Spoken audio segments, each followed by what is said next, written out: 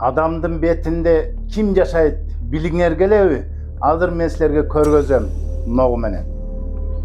Мынакей жөнөкөй эле скотчту биз чекеге чаптап туруп, муну кайра микроскоптон көрөбүз. Мына микроскоптон көрүнгөндөй, бул адамдын бетинде өзүнчө эле зоопарк.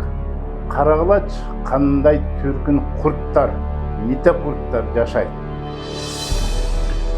Албетте, бул фейк, калп. Ушу түркүн ушундай нерселер менен коркуткандарды көрүп атабыз.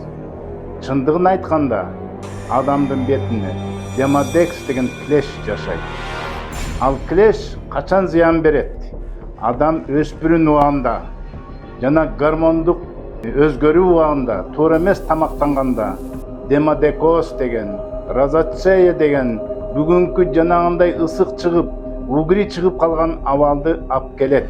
Андыктан биз азыртан жаш кезинде 12-13 жашында эле кам көрүп, балдарыбызды, кыздарыбызды биз көрүп текшерип турушубуз керек.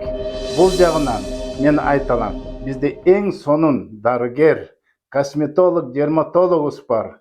Эң сонун абалда силерге жакшы консультация берип, алдын алганга жардам берет.